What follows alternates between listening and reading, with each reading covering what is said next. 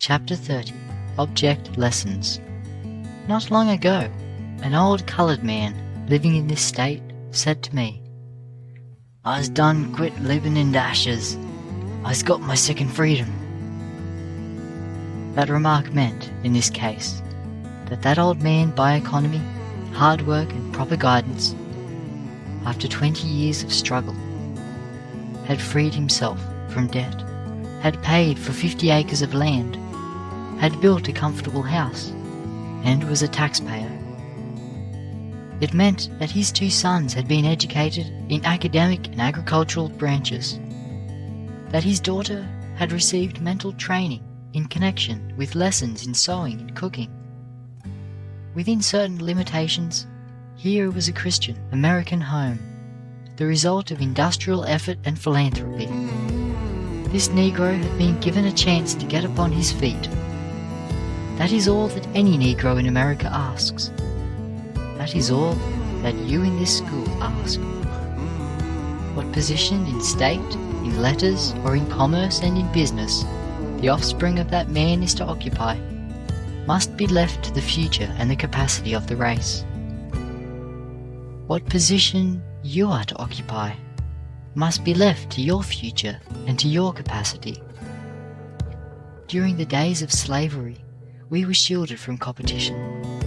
Today, unless we prepare ourselves to compete with the world, we must go to the wall as a race.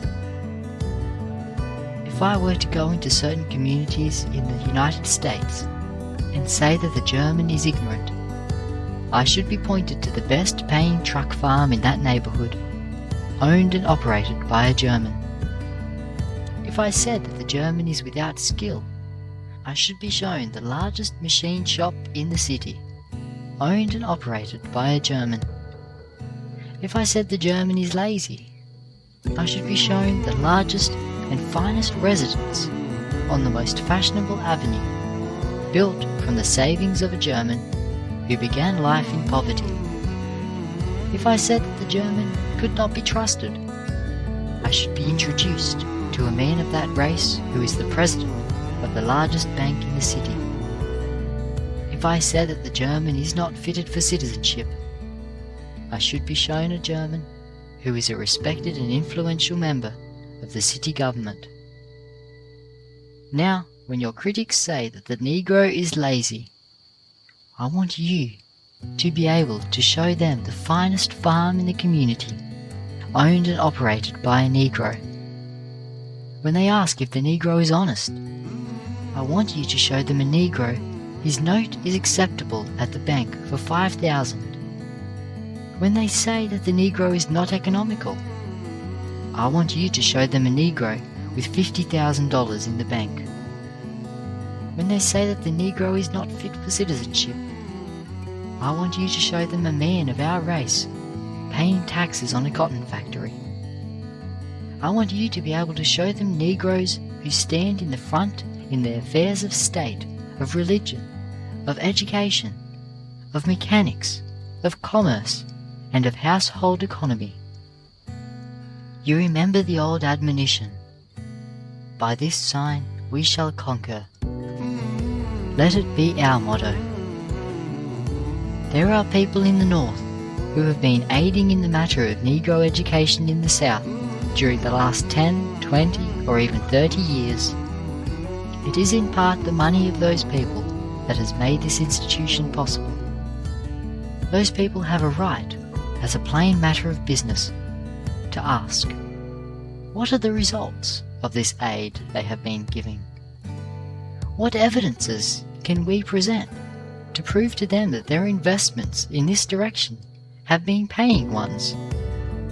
It is, in no small measure, the duty of you, as students of Tuskegee Institute, to answer, and to answer satisfactorily, such a question as that. We have reached a point, largely through the aid which the North has given to the South during the last 30 years, where there is little opposition in the South to the people of the Negro race receiving any form of education. You can go out from here and plant a school in any county in the South. which will not meet with opposition from the white residents of the community. What is more, in many cases it will receive encouragement, and in some a hearty sympathy and support. Not long ago I received $50 from a white man in Mississippi to pay for the education of a black boy. This man was formerly a slaveholder, and at first he was not inclined to encourage the education of the Negro, but he stated to me frankly in his letter that he now believes that Tuskegee and similar institutions are doing the work that the Negro most needs to have done. He wanted to show the people of the North, he said, that Southern white men are as deeply interested in the development of the Negro as they are.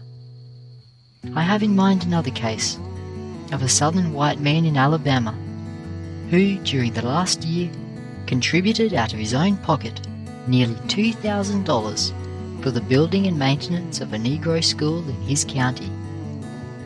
Still another Southern man, Mr. Belton Gilreath of Birmingham, Alabama, recently sent the Institute his check for $500, up to that time the largest sum which the school had received from a Southern man, with this letter: "As a Southern man and the son of one of the largest slave owners of the South, I am anxious for our people to do all that can reasonably be expected of them for the education of the Negroes, thereby making them more content and useful citizens and friends. Furthermore, I think the time has come in the South for all our people to consider more fully than they have ever done before the question of the education of all of our population, and, wherever practicable, to give attention in our schools to teaching the art of saving also." More recently still, Mr. H.M. Atkinson of Atlanta, one of the most successful businessmen in the entire South, came to Tuskegee Institute and made a thorough inspection of our work. After he returned to Atlanta, I received a letter from him, from which I quote one paragraph: "I enclose my check for $1,000 for the benefit of your school, to be used as your judgment dictates." I was very much impressed by what I saw. I will not forget it.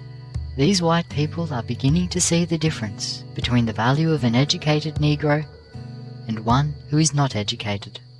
It is for you to demonstrate to them this value more and more clearly every year.